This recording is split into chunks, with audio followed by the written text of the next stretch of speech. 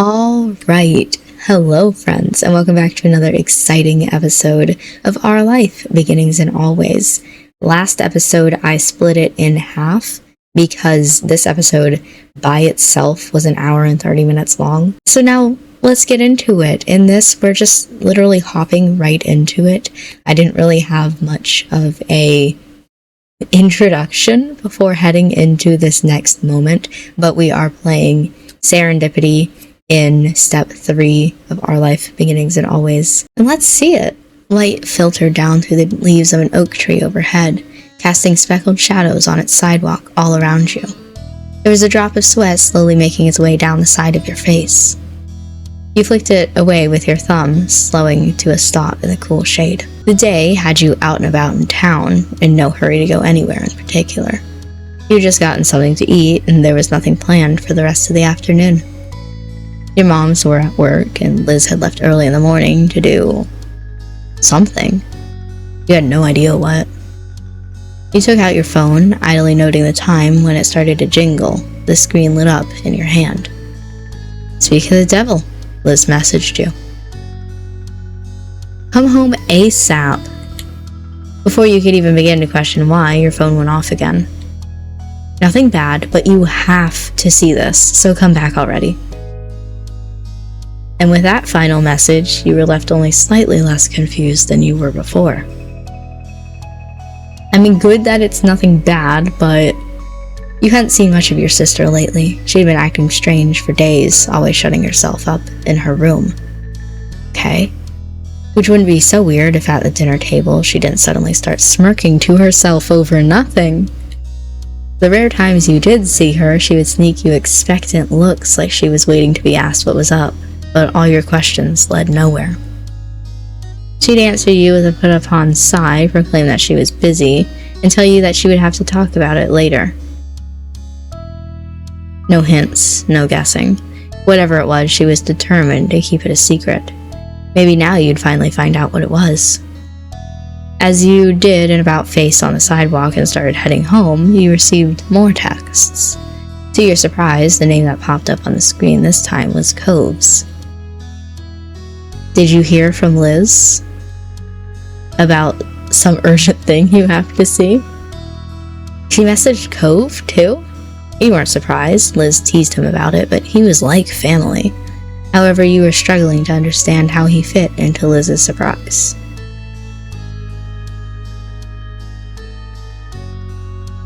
Why would Liz tell you her news? Is there something on fire? I mean that jokingly, but his reply came only seconds later as he waited across the street. Something tells me it's not that, and something tells me you know that, too. You laughed to yourself as you read his message, a short-lived joke, but you knew when to let things go. You got me, detective. Too bad that's all I know. Are you going to see what's up? I'm walking there now. Me too. Glancing up, you saw that the light had changed to a walk sign while you were busy texting. You hurriedly wrapped things up, texting Cove a quick goodbye before crossing the street. It was fine, you'd be seeing him later anyway. Not expecting any more messages, you put your phone away so you could walk without having to worry about tripping over the curb. Thankfully, it was a short trek home, and soon enough you were walking up your street, the familiar face of your house already in view. Thinking about what might be waiting at home, left you entirely lost, and the more you learned, the more questions you had. They were all buzzing around in your head, too many to try to pick out and make sense of. Lost in your thoughts, you almost didn't see who was walking further up the street. Cove. Even from the back, the bright sea green color of his hair was unmistakable. You quickened your pace to catch up to him, the scuff of your shoes loud against the pavement. He heard it instantly, not missing a beat as he turned towards you and slowed his steps in sync. Hey, Kit. Hi. Here we are. At my house. At that, Cove gave you a wry smile. Here we are. It sounded almost like a question, wondering why the two of you had been summoned there. Any ideas on what Liz wants us for? You shook your head. The situation was out of character for your sister. Anything could happen. Well, I guess we should go in and find out. I'm imagining like some sort of episode of Phineas and Ferb. Like, what has she done to our backyard? Taking his cue, you grab your keys and opened up the front door. Cove trailed behind you as you entered. Okay, nothing visible. You walked through the open door and peered about, not sure what you were looking for. From the entryway, you could see Liz pacing across the living room, her smiling gaze intent on her phone. You had caught her just as she had completed a turn. Behind you, the door clicked shut. I don't like that detail. The second she heard it, her head darted up in your direction, her features lighting up at the sight of you and Cove. Ah, you arrived, and together, too. That's perfect, just perfect. She flashed you a radiant smile. You could almost see her limbs vibrating, as if she was poised to pounce. Oh no. Cove raised an eyebrow at your sister's bizarre behavior.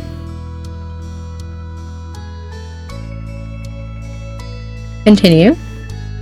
Liz's eyes narrowed with a mischievous glint, and she let out a little cackle. Okay, you're enjoying yourself. So lately, I've been hard at work on a little plan of mine, and you two get the honor of seeing it all come together. Here it is. Surprise. She lifted a hand in the air to present, drumroll please, the very comfortable but completely mundane living room. In the resulting silence, you and Cove glanced around again, and then made eye contact with each other. His face mirrored your bafflement. And then suddenly, another voice rang out in the room. Surprise. Cove flinched at the shout, his shoulders shooting up to his ears. Laughter came from your sister, as well as from the other side of the room. Oh!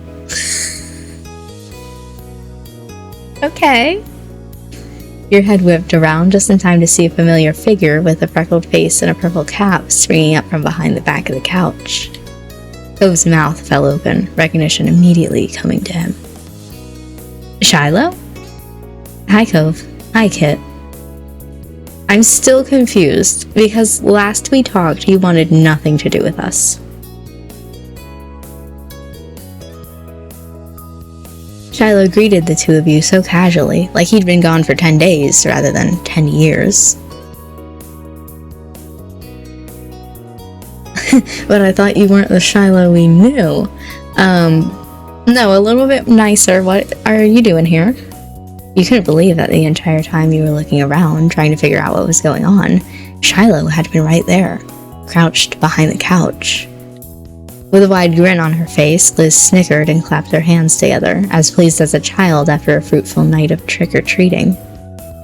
You and Cove's reactions were adequate offerings in her bucket full of treats. As amazed as you were still wondering one thing. Hey, didn't you not know who we were when summer started? What happened between then and now? Shiloh's gaze self-consciously dropped to the side. He tugged the brim of his hat down, bracing himself to answer, but Liz waved a hand at him as if to say, don't worry about it. I'll explain. When we got home that day, I changed my mind about letting it go. Why did I have to? Social media exists, right? So I thought, why not try finding him and sending him a little reminder message? Luckily, there are only so many 17-year-old Shiloh Fields in the world. It wasn't that hard to do. Hearing Liz speak seemed to encourage Shiloh, who pulled himself together to face both you and your sister with a careful smile. I'm really sorry about what happened. When you talked to me that first time, I was in the middle of a tour for a school field trip. I couldn't get separated from the group and didn't expect anyone to want to be talking to me. I was so worried about getting back to everyone else, I didn't think too hard on what you were saying. But then Lizzie's messages showed up, everything suddenly hit me. Lizzie, Kit, Cove, you were the kids of Sunset Bird, back when I was a little kid. There's no way I could forget that, not for real. I do know all of you, and I'm so happy to see you again. I have Lizzie to thank for that. My mom was already planning to take a short trip near near here this summer. If my mom could bring me along, Lizzie offered to pick me up and bring me the rest of the way here so I could just visit the neighborhood again. And that's why I decided to make it a big reveal instead of outright telling you two I got back in contact with Shiloh. Once again, she lifted a hand in the air, properly presenting that long-lost childhood friend you all shared. I didn't know he was that much younger than us, though. Like, because Lizzie's older than I am. And then we're 18. I didn't know he was, like, 17. Okay. So, ta-da!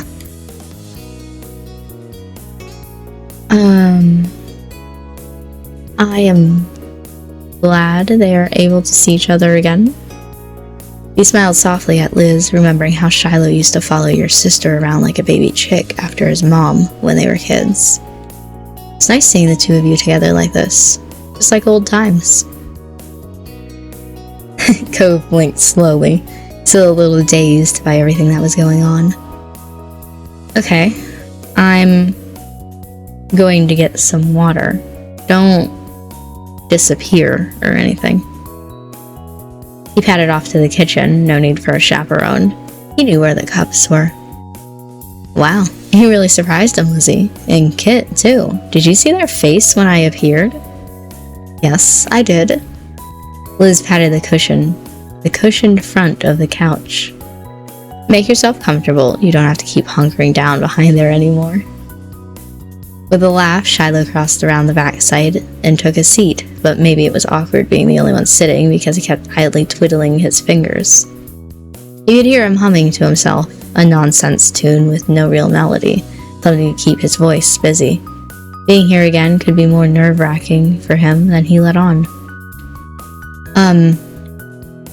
Cove's soft voice announced his return. He paused to drag the back of his hand across his mouth, wiping away what droplets of the water lingered there. Hi, Shiloh. Welcome back. At Cove's confused greeting, Shiloh laughed cheerily. Thanks. I think it's amazing you're all still here in the same neighborhood. It's just like how it was way back then.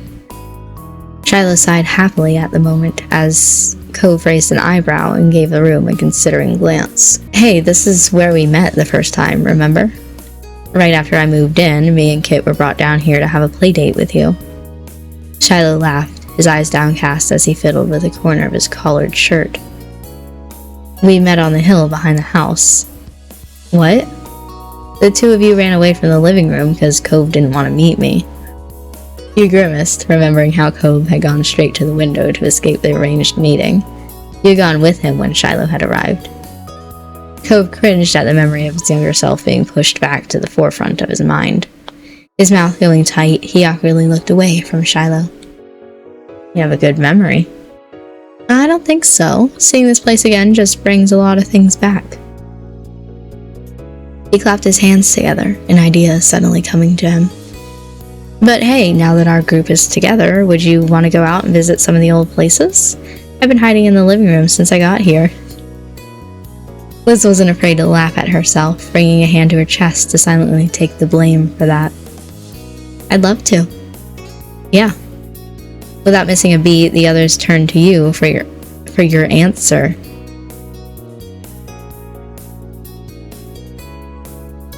Yeah, sure. In your moment of indecision, Liz clapped her hands together. No, that's not what I meant. That was... yeah. So... and with that, the four of you headed out into the neighborhood as one.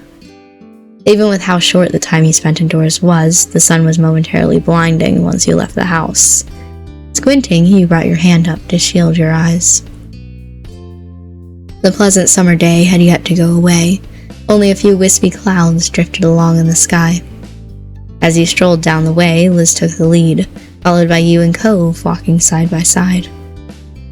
Shiloh freely took to walking in the middle of the road, his arms idly swinging back and forth at his sides as he turned his head every which way to take in as much as he could. It was very much a trip down memory lane for him. You wondered how much the neighborhood had changed in his eyes. Not a word passed between the group about where you were heading first, but soon enough, you found yourselves walking the usual path to the shopping street. Before you reached it, the sounds of it did. A collective of sandals, tracking sand, the shrill calls of seagulls, the overlapping conversations of beachgoers, and random strains of music from various stalls. Wow. The odd gasp had come from Shiloh. His eyes were all lit up. Were there always so many different stores in one place? Yeah, of course. Wow. I can see why so many people come here. Hey, do they still have those nice little ice cream stands? Of course they do. Yeah, we should get some. It'll be my treat. Thanks, Shiloh. Ice cream sounds perfect on such a hot day. How about you, Cove? You can see that unlike Liz, Cove was struggling with the decision, brow wrinkled in thought. Finally, a hesitant smile appeared on his face as he settled on keeping to the spirit of the special occasion. Yeah, sounds good to me. Awesome. And Kit? Sure. Shiloh gave you a wide grin as if you were the one buying him ice cream. The four of you continued to walk as ice cream plans were further discussed. Are you getting a popsicle, Lizzie? Yes. Hearing that, Shiloh smiled shyly. Thought you might still like that. I'm gonna get an ice cream cone. Shiloh began to turn towards Cove, but before he could ask, Cove offered up his choice. I'll get an ice cream sandwich. I'm gonna get...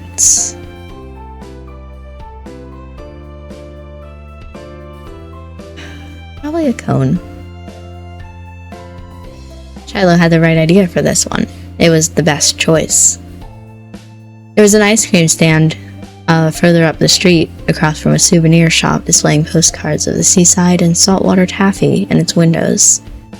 The stand itself was already hard to miss with the pastel pinks and blues and its eye-catching poster boards listing every individual flavor. It was impossible to ignore once the catchy little jingle playing from its speakers was added. Shiloh greeted the owner and began picking out the treats that everyone had chosen. He paid for them before handing them out to their respective owners. Sinking your teeth into your ice cream cone? No! You can't bite ice cream. You relished the sweet chill left in your mouth. Liz was right. This was a perfect treat for a summer day. Around you, everyone was eating at their own pace. Liz held her popsicle away from herself, careful not to let it drip onto her dress. She was trying to go about eating it as delicately as she could while Shiloh dug into his. He counted only 2 or 3 bites before Cove had devoured his sandwich. Shiloh laughed, also noticing the way Cove inhaled his food. Is already finished? Cove shrugged a little in reply, his attention more focused on crumbling up the sandwich wrapper in his hand. So, what have you been doing around here since I've been gone? Well, I already told you about me attending college away from here, so I don't really live here anymore.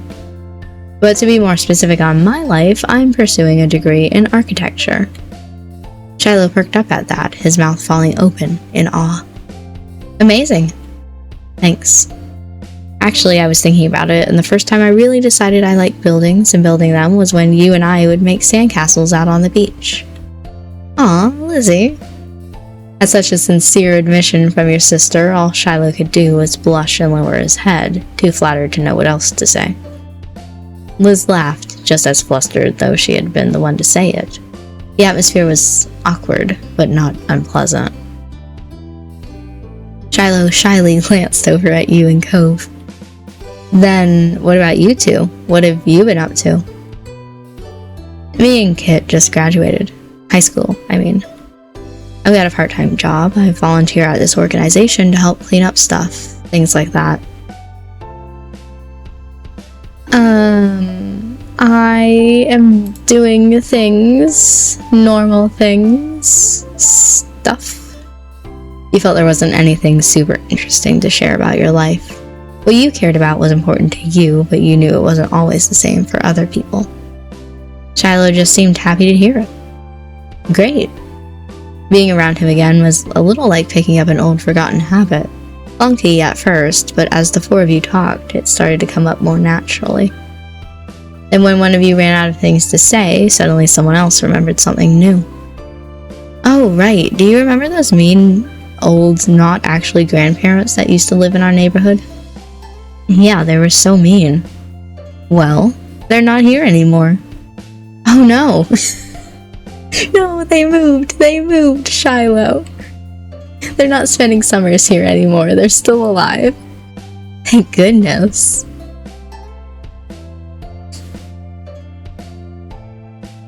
It helped that Shiloh was just as eager to hear what had gone on in his absence as people were to tell him. Soon everyone threw out what trash they had in a nearby garbage can as your group made their way downtown to the beach. Going down the shore inevitably led to a certain spot. It didn't take long for Shiloh to recognize what was in the distance. His words trailed off in the middle of a sentence, his footsteps faltering at first. Then, all at once, he broke away from the group and dashed right into the old park, giggling as he ran. Oh, everything's so small. His laughter petered out as he came to a stop at the swings and grabbed hold of one of the support poles. He walked in a little circle around it, marveling at how easily his hand wrapped around its entirety. Emboldened by Shiloh's enthusiasm, Liz plopped herself onto one of the swing sets, only to instantly show an expression of regret. There was no way she was comfortable in that tiny seat so low to the ground, not with how she had to scrunch up her legs to fit there. Shiloh creeped up behind her. He took hold of the chains of her swing, one in each hand. What are you doing? And with a grin, Shiloh started walking back. Liz shifted in her seat to look at him. You cannot be trying to push me. These are made for kids. It's never gonna work. Pick up your feet, Liz. You're going. But Shiloh just hummed and kept pulling her back. Resigning herself to her fate, Liz tucked her legs up as much as possible as Shiloh moved his hands to her back. With a running start, he got her forward and up as far as he could go before jumping out of the way. Liz had her eyes squeezed shut, a screech escaping her as the swing started falling backwards, and when it swung back around, there was Shiloh again to push her. She couldn't kick the ground like when you were kids, her legs were too long for that now, but Shiloh was pushing her enough to keep the momentum going. The air was filled with their wild laughter and the almost rhythmic jangle of the swing chains. Cove sat against the bars of the jungle gym, wearing a bent smile as he watched them. He was fiddling with something, turning it over and over in his hands. When he craned your neck to get a better view, he obligingly lifted it for you to see. It was a piece of shell, one side rough and mottled gray, the other side completely smooth, revealing a faint blue sheen when it caught the light. I saw it on the beach. It's nice, isn't it? Yeah, it's a good one. No, I mean Shiloh. You found him on the beach? He seems more confident than I remember. I think so too. He and Liz look a lot closer than they did as kids. Cove nodded, leaning back to enjoy the breeze blowing in from the sea. Soon your sister began to speak out. All right, I'm ready to get off now. How do you stop this? Don't worry. Shiloh braced himself, one foot planted forward as the swing started coming back down. Then in one quick motion, he reached up and caught the chains again. The impact had his feet skidding back in the sand, but he kept his stance steady. If Liz was surprised at suddenly being brought to a halt, she didn't show it, only tilting her head up to smile at him. Shiloh had yet to catch his breath, though returned the smile just as brightly. He let go of the chains, walking around the swing set and briefly rubbing his hands together before offering one to Liz, which she graciously accepted, needing the help to get out of the tiny seat. Then the two of them made their way back over to you and Cove. Liz was looking more ruffled than usual, and her sun hat was off kilter, having held on for dear life for the entire ride. She took a moment to straighten her outfit back into place. That looked like fun. It was. Even though you were just pushing me on the swings. Yeah, that was the fun part. Huh. Hey, Shiloh, you've got an idea of what our lives have been like since you've been gone, but I've been wondering what happened to you after you moved away. Shiloh's eyes went wide, as if it was surprising to hear. You couldn't recall him talking about himself when you were all telling stories, but maybe he hadn't been able to find the right thing. Or timing. He brought his hand to his chin, tapping it thoughtfully as he looked up and to the side. Well, what happened was my mom decided to move back to the south, closer to where I was born. We stayed there for a few years until she got another job offer in California again, thanks to a connection she had here. It was a really good job at a private boarding school, so she decided to take it. With a wide grin, he said the next part. And as a bonus, her kid, me, gets to attend the school and live in the dorms for free. I've been there since my second year of middle school. Pretty soon, I'm going to be starting my last year of high school. Wow, you're younger than I even thought, because I was thinking you were a senior and you were going to graduate. You're a junior. Holy fuck, dude. Liz leaned towards him with an attentive smile on her face. Have you been doing well there? Getting good grades? Got any friends? At the list of questions, Shiloh held his hands in front of himself as if they were physical things he could stave off. Yeah, to everything. It can be a little hard sometimes because of how people are in that school, but I'm happy. How people are? Cove couldn't guess what that meant, but Liz folded her arms, scowling. Don't tell me there's more people like that Nate guy hanging around. Shiloh rubbed at his cheek, laughing nervously. He glanced from the bars of the jungle gym to the laces of his shoes to the trees swaying in the distance, unsure of where to rest his gaze. Not exactly. Nate doesn't mean to be mean, he just kind of is. He's the school's #1 performer for athletics and academics. He always takes on so much responsibility that the only possible way he can finish it all is if absolutely nothing goes wrong. But that's impossible, so he's always stressed and ready to snap. He can't handle it when someone seems to be causing a problem. That's why during the field trip he was upset when I went off on my own like that. Still, he's really smart and reliable and sensitive, and he cares a lot. Most of the time he doesn't even realize his way of dealing with stuff upsets other people. Cove had a patient smile on his face, listening earnestly as Shiloh rattled off his list of Nate's good traits. You know him pretty well. Are you actually friends?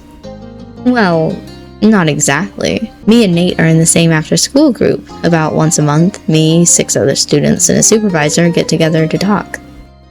We did it all last year, and I think next year we're going to be in the same group again. I hope so. Nice. Shiloh liked this after-school group of his, and you were glad to hear he had a space for himself in the school.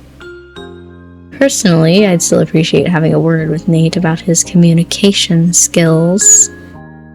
Her tone of voice was low and pointed. You'd be worried for Nate, if not for the playful smile that accompanied her words.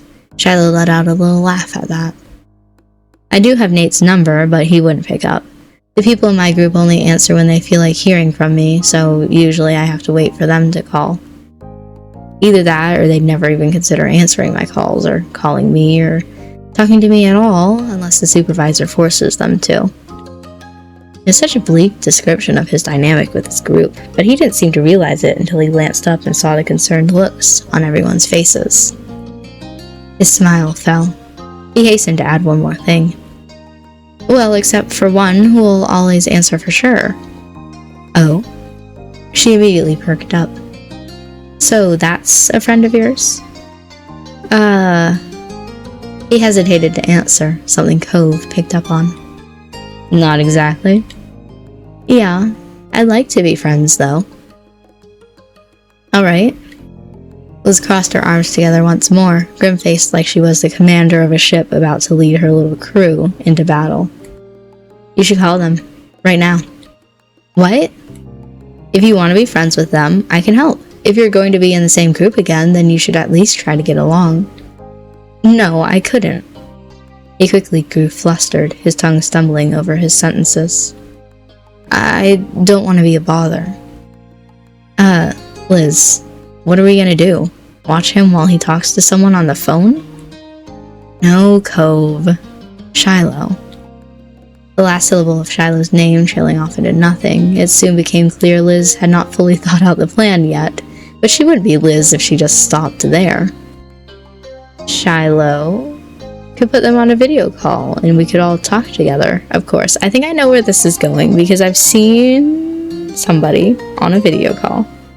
on Tumblr. I'm a little excited.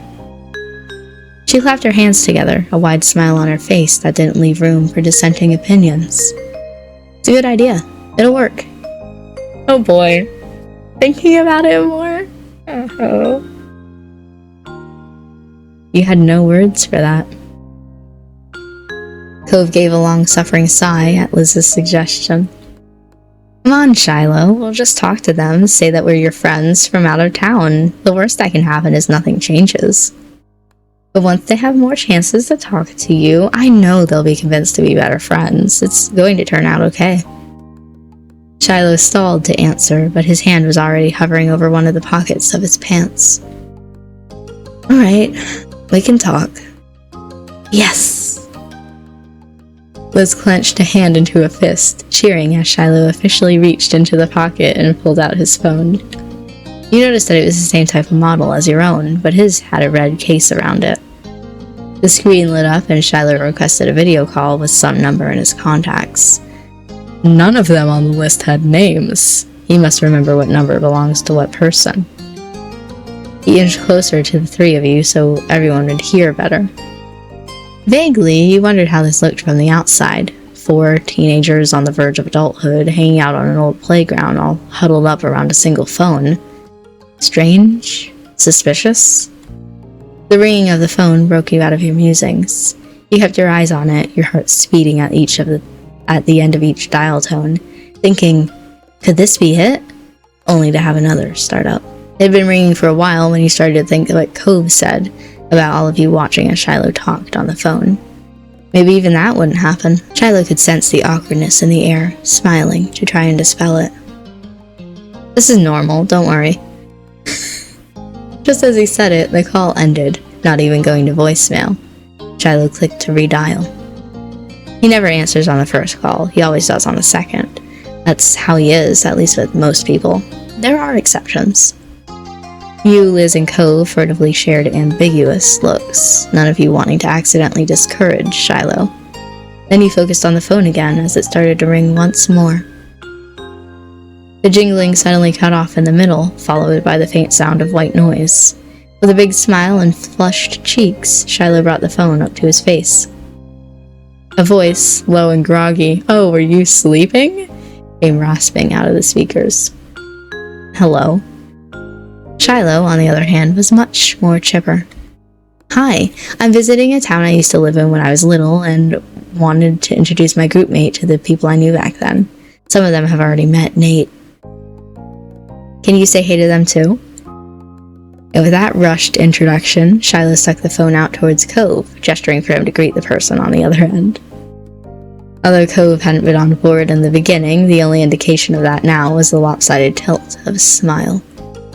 He turned his gaze down to the screen, opening his mouth to speak, only to stutter to a complete stop. Huh? I know what's gonna happen. I know what's gonna happen. All Cove could do was sputter and gape at the screen. His reaction had Shiloh's brow crinkling in worry. What?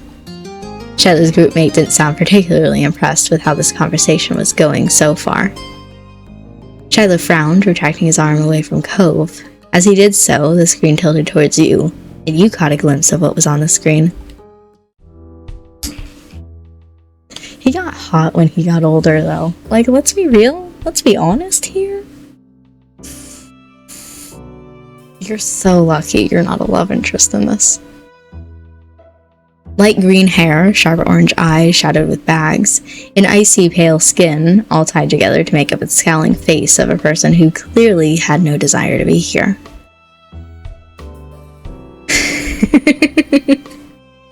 I like that I can say whether or not I don't know this person, and yes, I do know the person, which I don't know how to play this, because I know who this is. But at first glance, back before I saw spoilers on Tumblr, would I have known?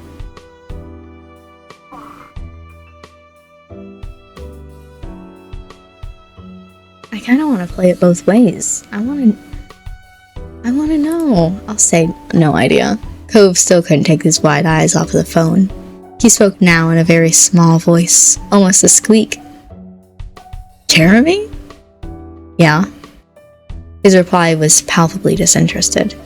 Cove's over-the-top behavior had yet to pull out any emotion from Jeremy other than mild annoyance. How did you know his name was Jeremy? You didn't tell them? No, I only called you somebody from my group at school. Jeremy regarded Cove cautiously, for the first time giving the situation little of his focus. Cove bristled, sucking in a long, deep, dramatic breath. Look at his face. He's so, concerned, worried, appalled. Oh my god. All at once, he started shouting, and not just with his voice. He waved his arms around, gesturing wildly with his hands as he repeatedly yelled, "Oh my god," with all sorts of inflections. Oh my god. Oh my god. At these antics, Jeremy gave a short huff of a sigh through his teeth, the sound tinny over the phone's speakers. What is this, Shiloh? Are you trying to make me suffer? Are you still mad about what happened at the amusement park? I was on your side, you know. Liz, who had been entirely lost this whole time, finally spoke up. What happened at the amusement park? But no one paid that question any mind. I don't know what's going on. Have you met each other before? Nope. It was an immediate reply from Jeremy, but then those stinging eyes squinted. Wait.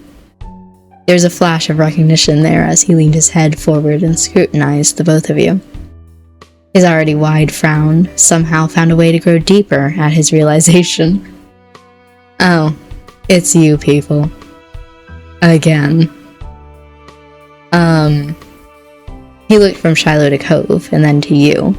You could tell he was carefully putting his thoughts together. I have no idea how you people got in contact with me, or what Shiloh has to do with this, but, sorry. What? Jeremy sighed again. His gaze rolled over to Cove. I don't remember exactly what I did or what I said, but I do know what I was like as a kid. And really, that's all I need to know. Okay, but who is that apology for? It better be for me and Kit. No. This is gonna forever change the way that you make fun of him. He spoke sternly, though there was no hiding the shakiness present. That didn't matter. Cove coming to your defense by confronting Jeremy brought a warm smile to your face. Jeremy, on the other hand, continued to be unimpressed. The corner of his lip twitched. I didn't need to know what the teenage guy equivalent of a smooshy squeak is, but now I do. Thanks for that. A small offended noise escaped Cove. Unfortunately, it was also squeaky sounding.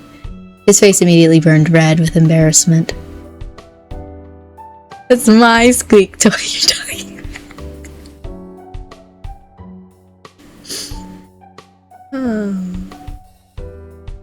I don't know.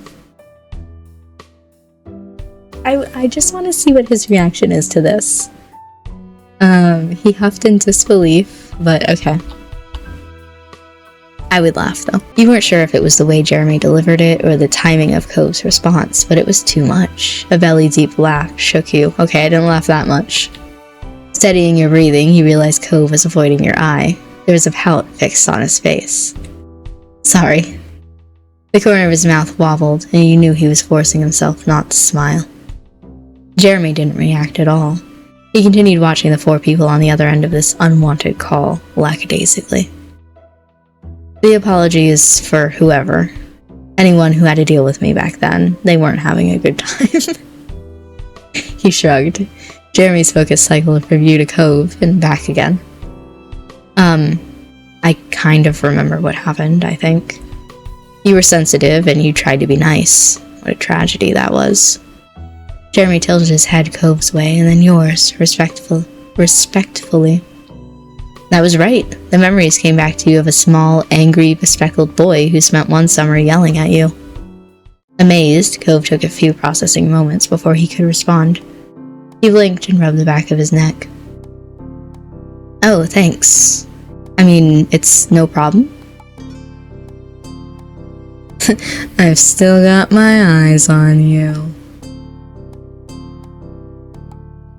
I don't know, I'm kind of between I accept your apology and this is honestly incredible.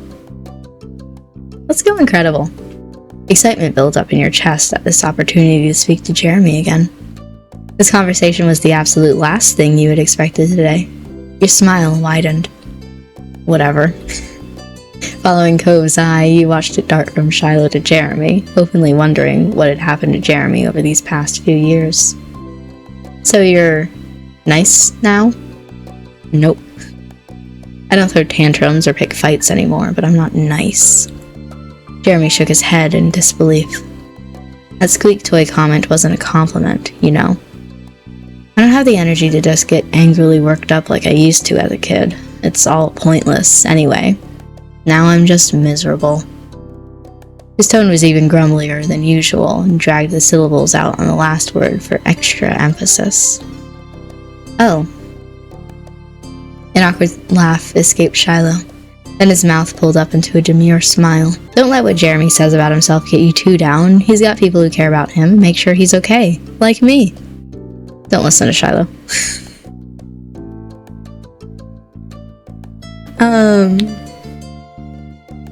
I don't really care if Jeremy is sad or not. No, I won't say anything. It's too hard to know how to respond to any of it. You'd rather wait and see at this point. Okay, seriously, how long am I meant to be out of the loop here? Her expression twisted in frustration as Liz rubbed her right temple. Why am I the only one who doesn't know this kid? Shiloh goes to school with him, that's fine, but how'd the two of you meet him and I didn't? He was around town that one summer back like 5 years ago. You were there. Liz crossed her arms and stared unconvinced at you. Is that all? While Liz seemed a bit underwhelmed, Shiloh appeared to be utterly amazed. He had to hold back a small laugh. You knew Jeremy as a little kid? What was he like? I've only known him for 1.5 years. Well, his voice immediately hushed into nothing. You could see Cove wince just thinking about those past encounters. Actually, Cove does a good Jeremy impression. Why don't you do that instead?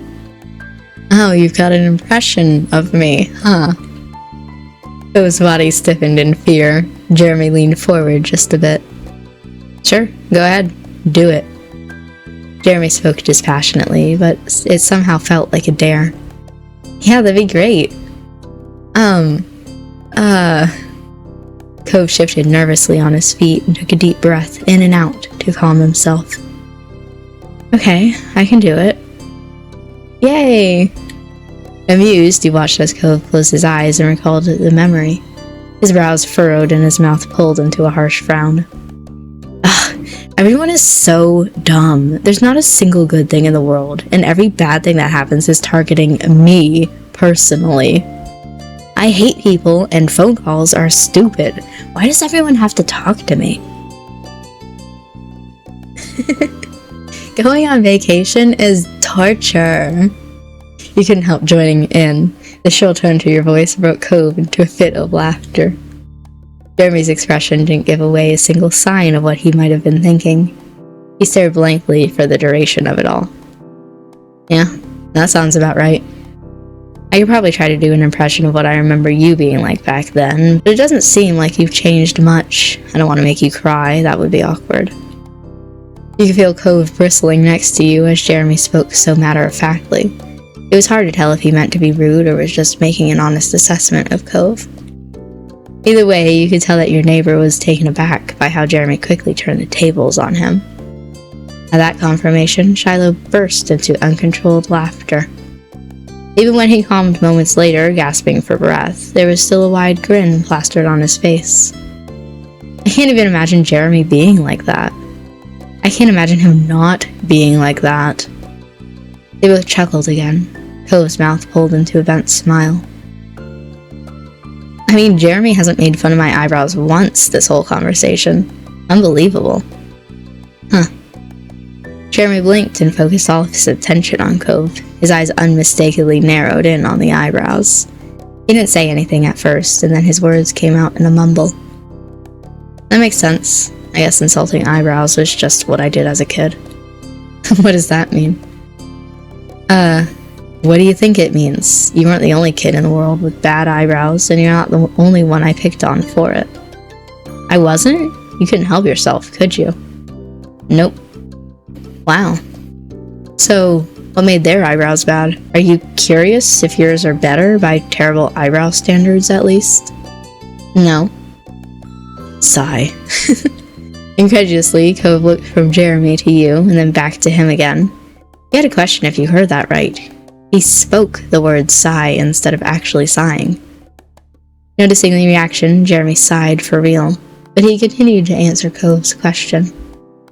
The guy has particularly odd hair coloring, white hair but only the top of his head. Every other strand on his body is dark brown, including his immensely bushy eyebrows. He was born that way, it's not dyed. So, you were this scarred boy with dumb, wavy eyebrows, and he was the white-haired boy with stupid caterpillar eyebrows. Ow. Unexpectedly, a loud gasp came from Shiloh at that description. No, you picked on Bran for his eyebrows? I did. I'm sure you find that hilarious. No, that's not very funny.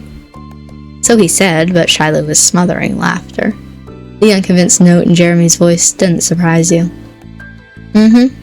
Okay, wait, give me a second, let me just... Jeremy rolled his eyes in the slowest, most exaggerated way possible.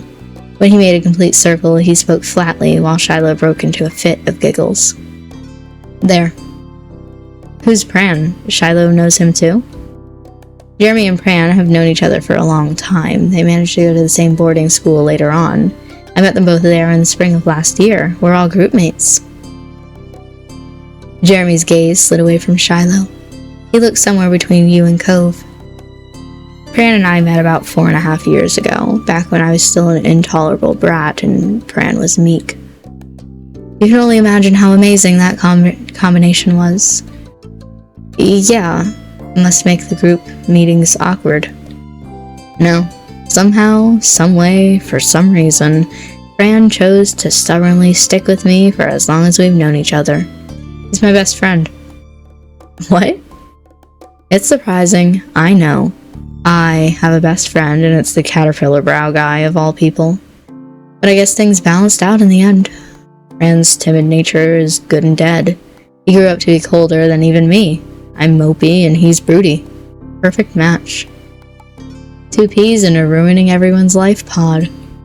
Don't quote Everett. Cove whined after Jeremy snapped his last remark. Now who's Everett? You don't want to know. Yeah, you don't want to know. Shiloh hummed, and he watched his 3 old friends with an amused smile. He was having fun. Before he could say anything, Jeremy continued. Everett is also part of the group, unfortunately. He chose to not elaborate further than that. Liz sighed this time. You could feel her frustration. You couldn't blame her for that. She hadn't been able to participate much at all. She didn't know Jeremy then, so there was no basis for reminiscing now, and there was a 10-year gap in her history with Shiloh. The whole situation struck an odd chord with you. 2 boys that you knew separately came to know each other, and now they know each other much better than they know any of you. Shiloh was almost a stranger.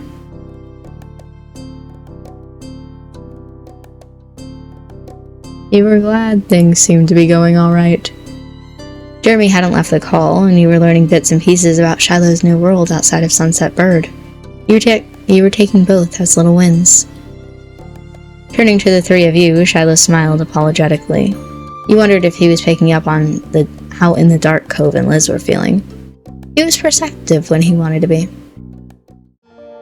Hey, is there anything you want to hear about Jeremy? I can tell you all about him. We should get to know each other better. Don't do that. He'll be okay. Jeremy whined, but Shiloh brushed his complaints off. He remained happily focused on the rest of you, and Liz seemed to perk up at the conversation shift. That sounds great. We should get to know Jeremy. So, who wants to go first? Despite being eager, it was obvious that Liz didn't have any ideas herself. Jeremy let out a very long sigh.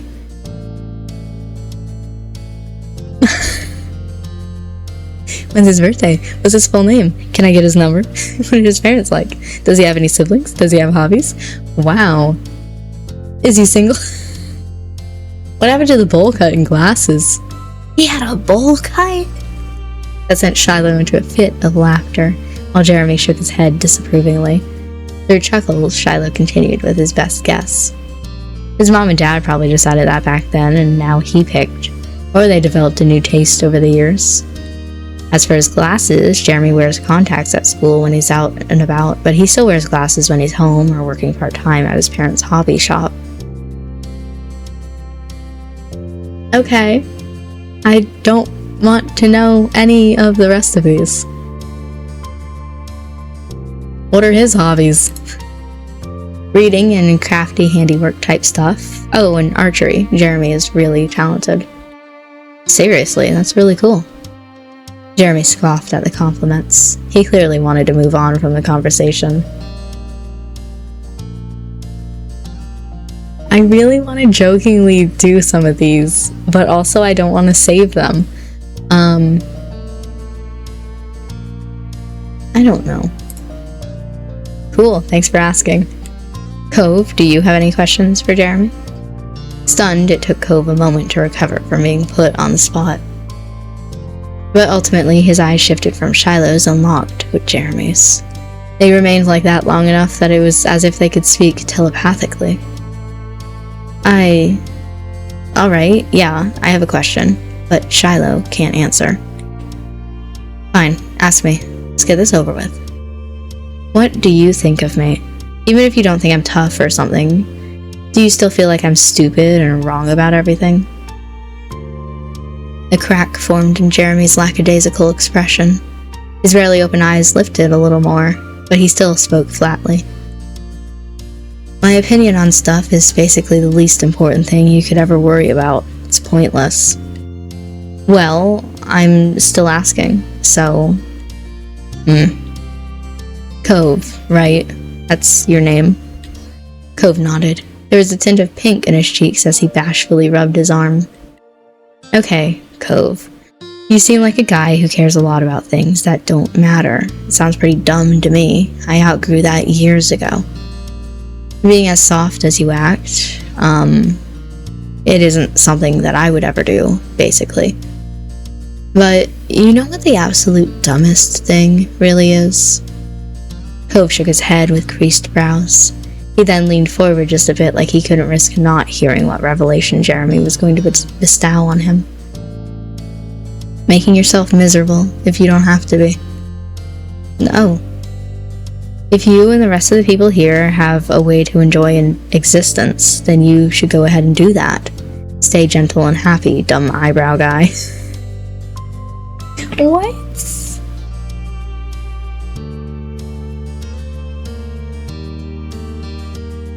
You have my approval, if that's what you wanted. I hope you all have wonderful lives and suffer as little as possible. Wow. The words tumbled off softly. Cove was earnestly amazed by Jeremy's words. Thank you. You know what's not gonna make you stay happy? What? Talking to a downer like me. So, really, you should end this conversation right now, and none of you should ever call me again for the rest of your lives. That sounds good. Can I hang up already? Wait, Jeremy, I can't never call you again. Shut up, Shiloh. Unfazed, Shiloh laughed with the tilt of his head. Building something good up only to try undercutting it, that's the Jeremy I know. Sorry. The word dripped with sarcasm and was accompanied by a smirk. It was the first time he saw him smile this entire time. Cove piped up meekly, an awkward smile on his own face. Maybe my opinion is totally skewed because I'm comparing things now to how Jeremy used to be, but, I mean, you don't seem that bad. What? Cove needed to look away from Jeremy's painfully sharp eyes to finish his thought. I'd probably be okay with talking to you again. Sigh. Come on, you can have standards. I I wanna... Yes. I want to keep talking with Jeremy too. Jeremy groaned loudly at your acceptance of him. Your smile only widened in amusement. I want to know what they say. I want to know what they say. Please tell me you're making fun of me. No, I mean it. Okay. That's all I wanted to know. I want to keep talking with Jeremy too. Your smile only widened in amusement, and Liz clapped her hands. Wonderful. Now that we're so much closer to this Jeremy kid, I think we can all get along together and be friends. Friends? Jeremy repeated the word back like it was a foreign phrase. He genuinely didn't seem to understand. That's alright. If we keep working on it, I don't see why the 5 of us can't be friends. He stared at Liz incredulously for several moments. Her expression twisted into fresh confusion of her own. Okay, 3 things. First, I already have one whole friend, and that's more than enough. Second, I still don't know who you are. Did you even say your name at any point? And most importantly, third, one of the people in this friendship is Shiloh Fields. He and I aren't going to be friends. Why not? And I'm Liz, by the way. Because he's Shiloh. Our relationship is already as good as it's ever gonna be. He mercifully leaves me alone most of the time, and on the weird occasion where he needs something, I just get it over with. And he goes away again, and I have a modicum of peace. You know how it works, right? You're in it with me. We have the best arrangement possible with the way it is. Jeremy looked to Shiloh seriously to back up the validity of their relationship, but Shiloh shook his head with a laugh. I don't try to hang around too much, but that's because you're shy. You're the only one who thinks that setup is actually a good idea. Sorry. Jeremy turned to face the side and let out another exaggerated sigh. Cove and Liz both joined on Shiloh's mirth. Jeremy got no support. Of course you'd say that. Why did I even bother? That's Shiloh's famous memory for you. Liz, chuckling, stopped. Wait, what does that mean? Shiloh's famous memory. What? Whatever. Basically, Shiloh annoyingly remembers everything that happens for all of eternity. At least until some piece of info he has isn't helpful anymore, he's got explaining to do. Then magically, all of a sudden, he doesn't know anything about it.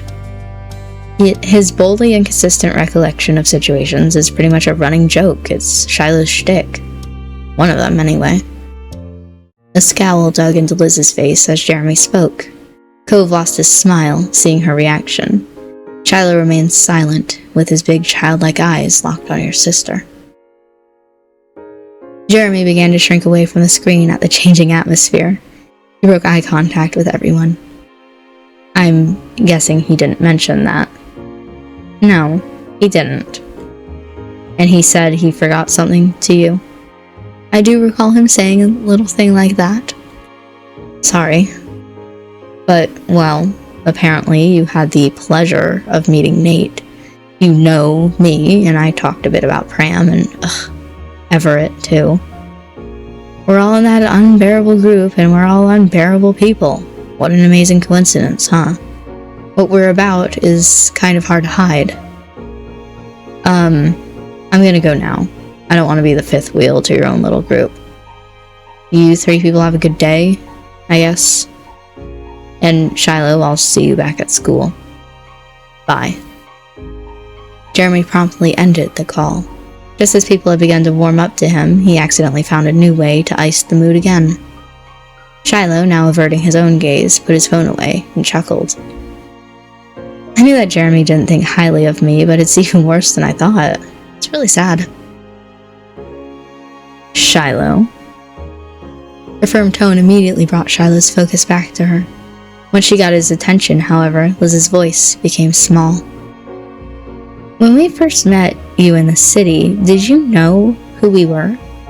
Did you pretend not to recognize us? The 2 old friends watched each other for a beat, but ultimately Shiloh closed his eyes with a lopsided smile. Huh, Lizzie, You've gotta know I could never really forget you. Liz was speechless, but it wasn't quiet. Cove couldn't stop himself from shouting out. Oh my god, you were lying to them? Lying is a strong word. I was, improvising.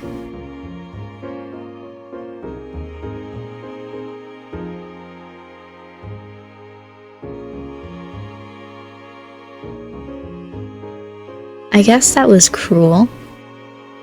I mean, it took everything in you not to scream it. Nope, okay. Now that, I don't feel that badly about it.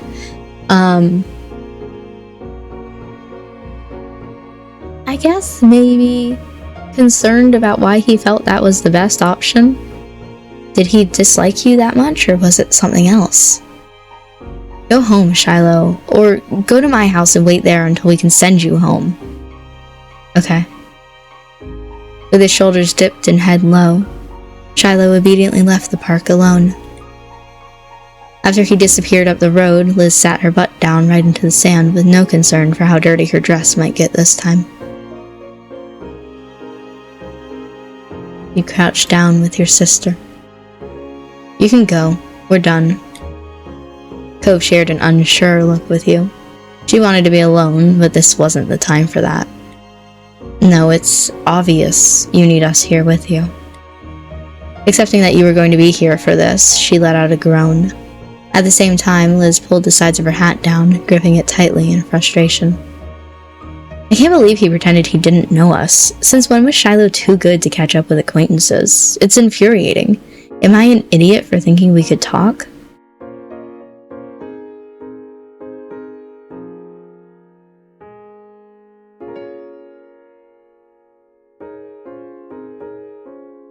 He watched her cautiously. Liz's hat remained pulled down, which made things difficult.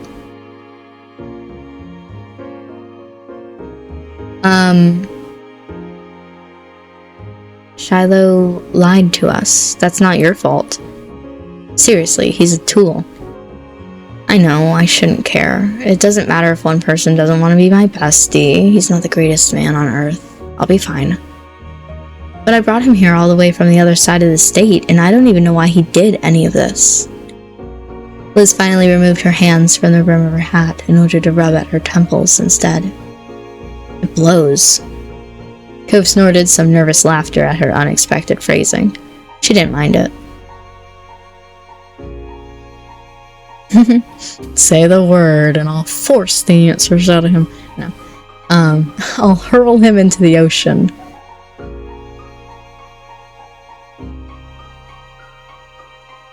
We will have so much fun without him.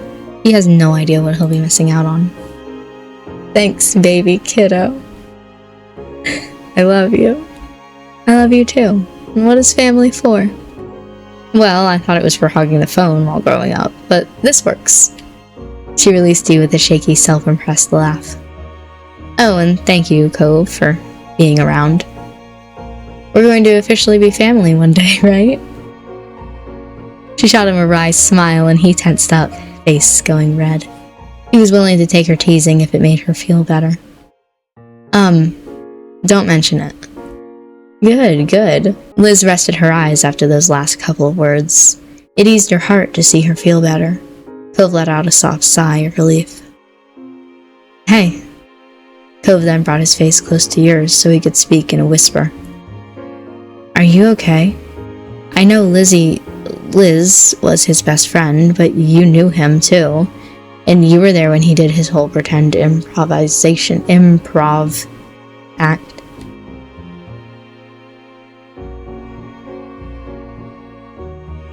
I don't know how I feel. You hadn't cared before, but your feelings had become mixed. It makes sense. I feel like he doesn't deserve to be gone for 10 years and then suddenly mess with everybody's emotions. Your longtime neighborhood group sat together quietly in the sand, just enjoying the feeling of familiarity and support. You weren't entirely sure how much time passed, but you were eventually caught off guard by a soft call in the distance. In unison, the three of you turned your heads to the sound. and there, standing at the edge of the playground, was Shiloh himself. He waved.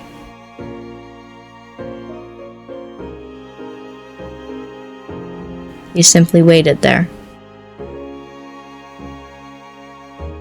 I'm not sure that that's how I feel, but you wanted to give him a chance.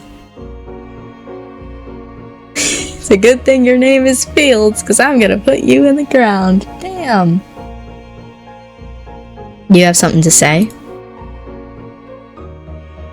What's that? I couldn't hear you from over here. But don't get up on my account, I'll come to you. No. You knew he heard what you said. Shiloh approached with easy strides, as if he'd been welcomed. You were floored with how much confidence or shamelessness this boy was apparently capable of now. Liz turned her face and refused to acknowledge what was happening. She might have been trying to think happy thoughts and wish Shiloh's presence away. Unfortunately, it didn't work. When Shiloh arrived, he plopped down into the sand with the rest of you, his legs folded crisscross. Hi. Leave, before I make you leave. Seriously, get lost. I will, in just a minute. What do you want now? Well, I figured you'd want to talk to me after you'd had some space. I ought to let you do that, even if you're going to yell at me. Liz finally faced him to be free to snap at Shiloh with full force. And why in the world would you think that? Unfazed, Shiloh looked back at her softly. You haven't changed that much, Lizzie. You're the one who found me online when I brushed you off earlier this summer. When have you ever preferred leaving something unresolved in the end? You didn't even get the chance to make me explain why I did it. I bet you're dying to do that. Liz ground her teeth, quietly fuming. Shiloh had called it right, and that sucked for her. Fine, I'll bite. Give me your excuses. Well, mostly it was really bad timing. I could have handled it a lot better if I'd known I was going to see you that day, and if there wasn't a self-appointed hall monitor dutifully watching every move people made. And a hi, good to see you, gotta go, was simply too much for your little heart to manage. Of course, the goal was to keep as much distance as possible. Admitting I was the guy you knew wouldn't have been helpful. So you can't stand us, and me trying to reconnect was just a huge pain for you after all. Amazing, wonderful, thank you so much for saying so. No, that's not it. Don't feel bad though, you're almost never wrong. Your older sister's brows twitched as she stared at Shiloh in tired disbelief. He smiled back at her brightly. I did it so this wouldn't happen. What? I dealt with that situation the way I always do, by saying stuff I didn't exactly mean, because it's just easier that way. You heard Jeremy, that's what I'm known for. Sure, right now you're mad that I pretended not to remember you, but if I hadn't done that, it would have been something else later on, and we'd have ended up here still. Liz's anger became more and more difficult for her to maintain. It was soon replaced with sad confusion. And don't do that. Don't be like that. Why not be someone you're actually okay showing me? Shiloh chuckled uncomfortably and searched for a way to explain himself to his former idol. I wouldn't have made you sad if I could have avoided it. I mean that. I thought I could at least finish this visit without issues. Jeremy wasn't someone I expected to call me out. That's pointless to him, usually. But I'm not going to be someone whose personality revolves around making you happy. No matter how much I follow others, it wasn't for them. Every decision was mine. I couldn't be in charge, so being a sidekick to the best option was something I did for my sake. I choose to let people be the boss when that's what I need, and choose where to stop it. And the best I can do for you now is spare you from dealing with it. I'm not as earnest as you are. I'm not as nice as you are. I was always like that, even as a kid. Back then, I wanted to fit in, even if it meant excluding someone else. If they were the odd one out, that meant I wasn't. Finding my place here got harder when Cove moved in. It was a good thing for everybody that I ended up moving myself soon after that.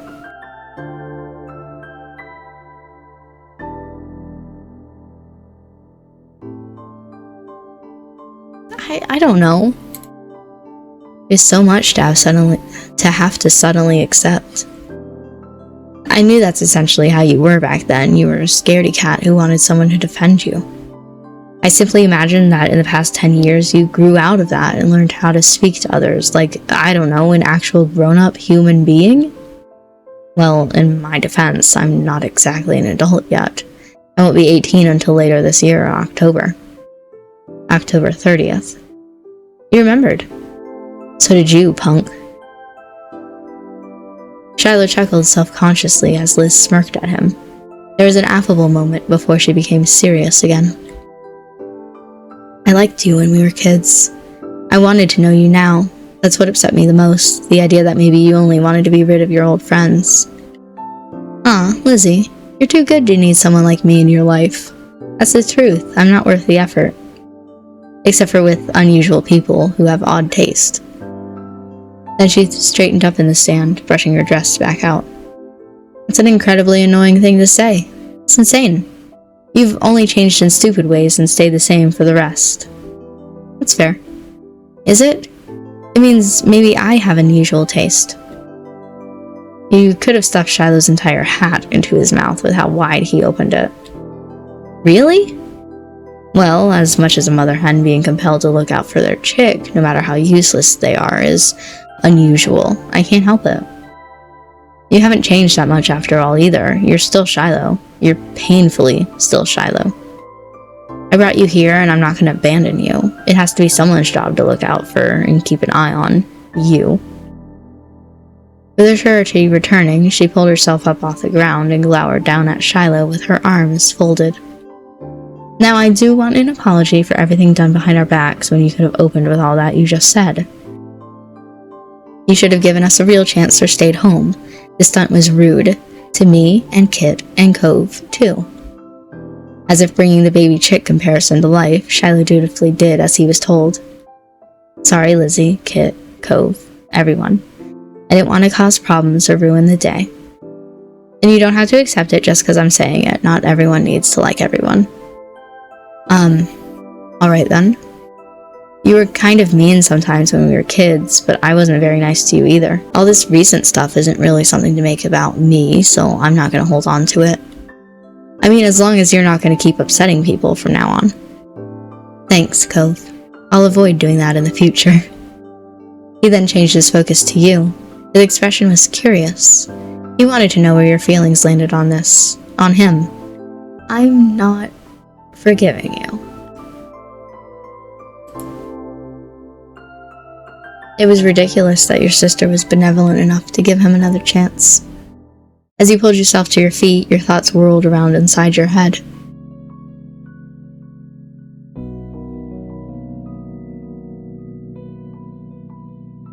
Oh, interesting.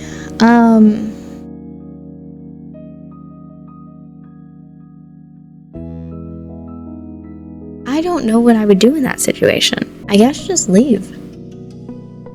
You know, I feel like this is a little too confident, overbearing for me.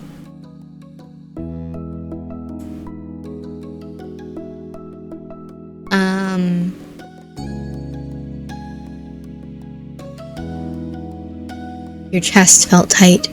Everything to do with Shiloh was just way too much, and you needed space. That's okay. I understand.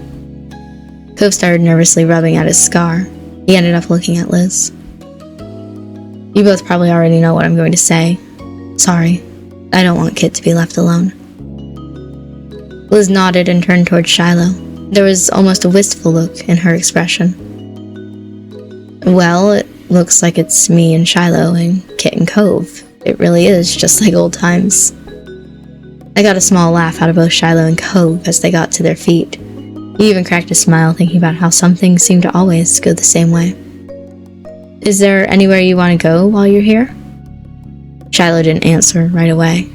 He seemed to be thinking hard about what he wanted, and then his expression softened. Could we go to the shore? Sounds wonderful. With a small wave to you and Cove, Liz began making her way down to the beach. Shiloh took a step towards you and smiled. Bye, Kit. Bye, Cove.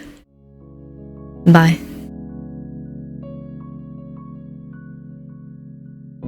With that, he was already off, trailing after Liz a few steps behind.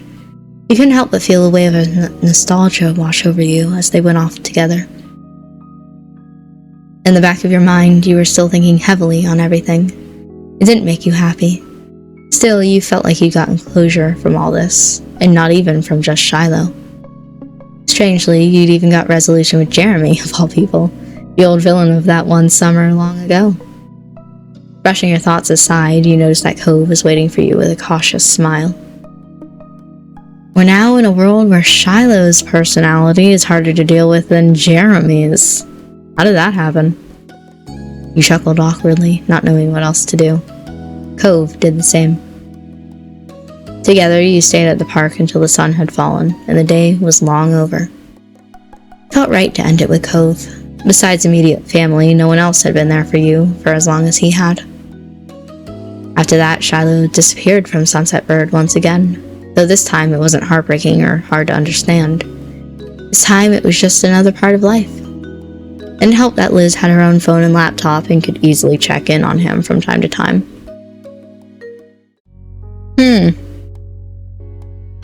I don't know how to feel about that one. Like, I think it's kind of shitty that he pretended to forget about us.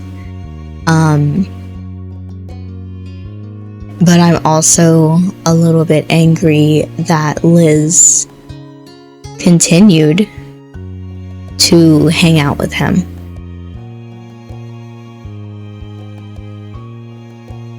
But also, I was never incredibly a big fan of him, I feel like. Like, definitely in the child arc, I wanted to get to know him better just because he was there. But then he went away and I didn't really think about him ever again, right?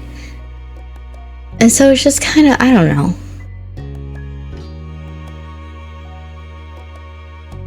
I don't want to deal with that. You can have that. I don't know. I don't think I liked either one of those. I think those are both the low moments of step 3. But it's definitely time to end this here. This recording's going on 2 hours and I don't know what I'm going to do with this. Thank you for watching this. I hope you found some enjoyment in these sections. And I will see you next time for a boating trip and maybe some happiness. Maybe.